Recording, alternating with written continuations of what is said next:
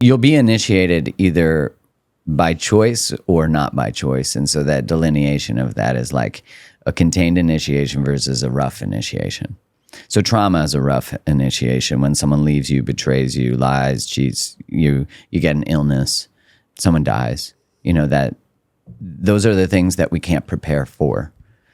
But what I see is that so many people, and this had been and has been true for me, is that, because the 3 signs you're in an initiation is the world you once knew no longer makes sense. Who you are in the world no longer makes sense. And you can't go back to the way things were. And that's really the key. But most of us try to go back. So we try to fit an old key in a new lock.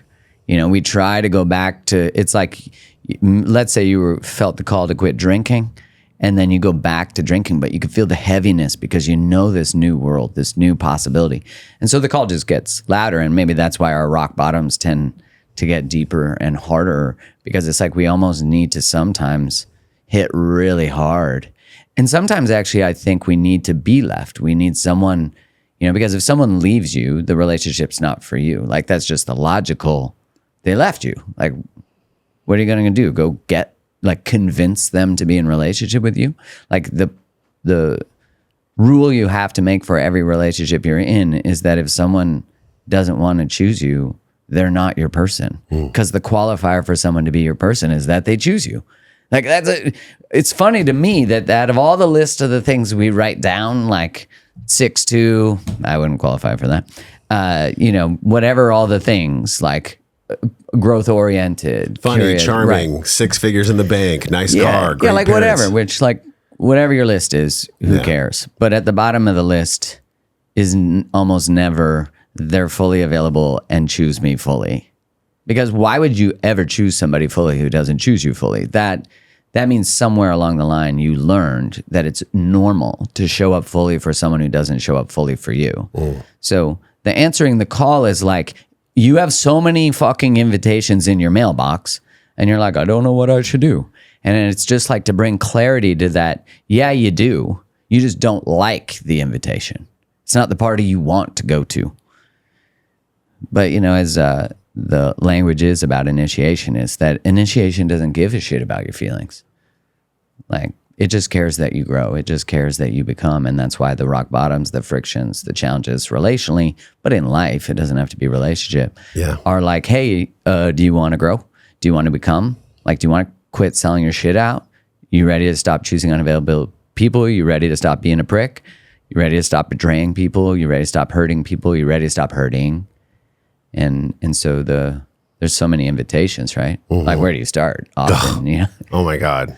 And it's called forth through maybe one of a couple pathways. Like if you're in the Eastern world, it might be using the phrase dharma. It's my dharma to live this out. It's my dharma to answer the call at this time. Or it could just be an unconscious manifestation of the healing that's being called forth to be looked at. In other words, somebody that grew up in a situation where their mom was absent, their dad was abusive or alcoholic, they're literally, and this is what I find time and time again, they attract the person to them that is going to poke and prod and dig into all of their stuff that is really just calling forth to be healed. But in the moment, it doesn't fucking feel like that. It does not feel like healing. It actually feels like a threat. So if somebody doesn't have the emotional intelligence to be able to recognize like, hey, this is actually something I should look at, not bypass and put in a little box and then go hang out with friends that validate my bullshit further. Right. Which is so easy because then you just hang out with people who are doing what you used to do. And that's that fear of, I can't go back. Yeah. But then you try to go back and you just, it's like Ram Dass, I remember saying, like, here you are bowling and bowling isn't bowling anymore. Like you can't, it's like you just are different in the world. And we want to reject that because, I think of that term, ignorance is bliss. And like, what a truth that is. Like when I used to be able to do a shot of tequila and dance on a speaker and try to have a one night stand, it's like, I was so disassociated from my pain, and the way that I was trying to anesthetize the pain was through things like arousal or alcohol, so that I didn't have to be in my body. Because if I was in my body, I had to hear, you're not great right now. You're not good emotionally. You're not acting in alignment with your integrity and your values. You're not learning the skills that you need to be a better partner, a better human. And, I think it's really the violations of our own values that lead to our addictions, and that could be preceded by a violation of our values by somebody else, like a violation of our sovereignty, a violation of our body, a violation. And so what then comes from that, which Gabor Mate has that beautiful phrase where he says, the wrong question is why the addiction, the right question is why the pain. And so if we can actually see that our pain, which we've been told depression, anxiety is a problem, there's something wrong with you that you have these things, what a beautiful marketing campaign that is. And it's actually because you have a chemical imbalance that you inherited, which is total bullshit and has been always disproven. But it's a great message that if you have low serotonin, here's this product we have that actually makes it so you maintain more serotonin. Oh, we'll fix it for you. But what I'm saying is like the emotion you're experiencing, the depression, the sort of like immobility that you have, the freeze state you're in, the anxiety you have, those are all exactly the right response to what's going on in your life. And when which is taught to us as children, not generally consciously, but unconsciously, but as children, when we develop the belief that I have this feeling, what's wrong with me that I don't trust dad? What's wrong with me that my mom can't be attuned and present to me? Because the child makes it about them, because to think it's about the parent is too existentially confronting. And so what happens is we take that into our adulthood and we're like, what's wrong with me that I can't choose this? What's wrong with me that I'm anxious? And what a great thing to market too. Like, here I have this product, it'll fix it. And I'm not saying there aren't incredible products that can be useful to help support the nervous system, to help support, because you like whenever you go to change anything, you have to develop the resources to hold what change brings.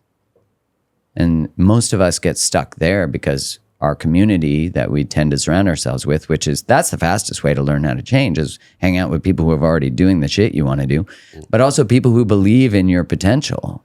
Because when you hang out with them, their nervous system is like a bridge for you. It's like added to your web. It's like you're adding on to your potential, because they're saying, we got you. Like, you never done this before?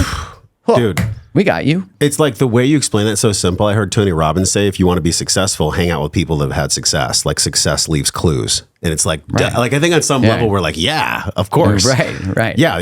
This person's success. I want what they have in a way. And whenever I get mentorship or advice from anyone, I always do a vibe check. And I'm like, do I want not just the thing that I see in them that I want to have as a virtue or a value? Do I want their life? Are they great with their wife? Are they great with their husband? Do they have a healthy body? Like, what does their pentagon look like? Are they balanced? Right. Are they a kind of person that, it's kind of like going to a doctor that has a big beer belly and smokes. Yeah. And he or she is going to give you like advice about health. It's like, no, that's not going to work. I know why you have high blood pressure. Yeah. Even though people can be like perceived experts in their lane, I zoom way back. If you like that clip, click the one that's on the screen now, and I promise you'll enjoy it just the same, if not more.